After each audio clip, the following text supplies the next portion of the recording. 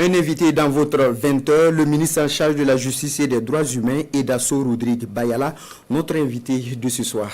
Monsieur le ministre, vous êtes là pour nous entretenir sur les innovations majeures du Code des personnes et de la famille. Bonsoir. Bonsoir, monsieur. Le Burkina Faso dispose désormais d'un nouveau Code des personnes et de la famille. Qu'est-ce qui a motivé l'adoption de ce nouveau Code?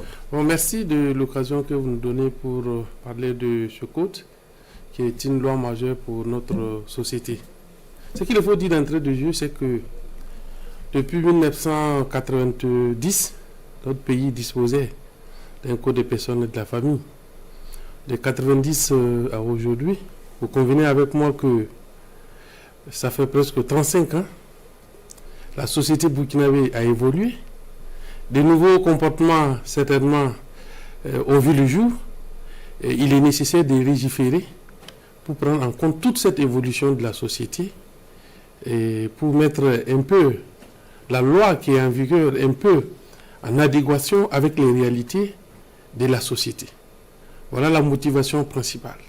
Mais il était nécessaire également, au regard de la volonté actuelle du gouvernement de retourner à nos us et coutumes, de bien vouloir donner une empreinte également à nos lois sur cet aspect.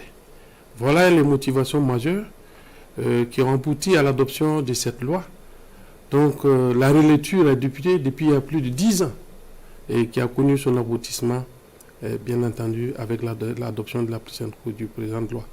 C'est dorénavant chose concrète. Logiquement, ce code comporte des innovations. Quelles en sont les principales? Bien entendu, il y a des innovations, comme on l'a dit. La loi innove par rapport à beaucoup de domaines. Si vous prenez d'abord l'état civil, et particulièrement le nom de famille, l'attribution et la dévolution du nom de famille dans le nouveau code des personnes de la famille, tout en maintenant le principe de l'attribution du nom de famille qui existait déjà, à savoir que l'enfant né dans le mariage prend le patronyme, le nom de famille du père. À côté de ce principe qui est énoncé, il y a la possibilité de la dévolution du nom patronymique, du nom de famille, conformément aux us, aux coutumes. C'est-à-dire dans les communautés dans lesquelles la dévolution du nom se fait selon certains critères qui n'est pas forcément d'office le nom du père, et que cela soit pris en compte. Il y a également l'état civil lui-même qui est digitalisé dorénavant, un traitement automatisé des données. Donc on pourrait avoir les enregistrements dorénavant des naissances via le numérique, qui va permettre le traitement beaucoup plus facile.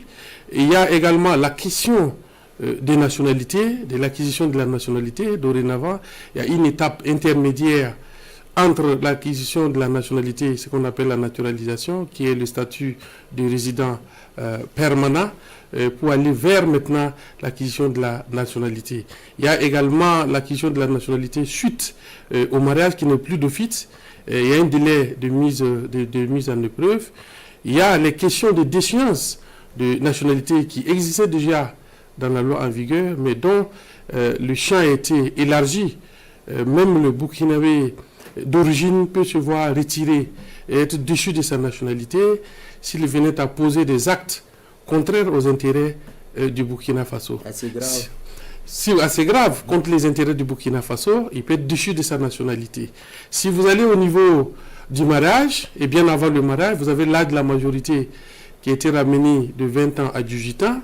L'âge du mariage également ramené à 18 ans pour les deux sexes, avec exceptionnellement un mariage qui peut être célébré à 16 ans, avec la dispense du juge, s'il y a juste motif. Vous avez la reconnaissance des mariages coutumiers et religieux après leur transcription, bien entendu.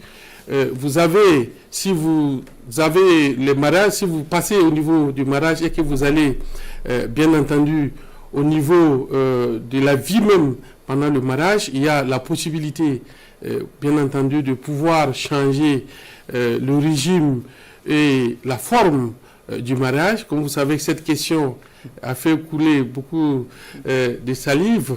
Et bien entendu, il a fallu trouver le juste milieu en permettant la possibilité de changer, mais avec le consentement mutuel des deux époux et sous la conduite et le contrôle du juge qui qui vérifie que le consentement a été libre et éclairé. Il y a enfin, ce sont des grandes innovations, M. Tau, parce que c'est un code qui comporte 1176 articles, donc on ne peut pas énumérer l'ensemble des innovations contenues. C'est de demander au Burkinabé de se l'approprier, de le lire tranquillement. Et l'innovation majeure au niveau des successions, c'est que les pères et mères peuvent dorénavant venir à la succession du fils.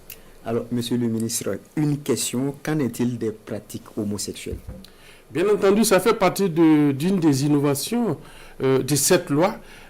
Dorénavant, les pratiques homosexuelles sont interdites et punies par la loi. Et la peine peut aller jusqu'à 5 ans de prison et à 10 millions d'amendes. S'il s'agit d'un étranger, en cas de retiration des faits, il peut être conduit aux frontières. Est-ce que le Burkina ne va pas à l'encontre des droits humains?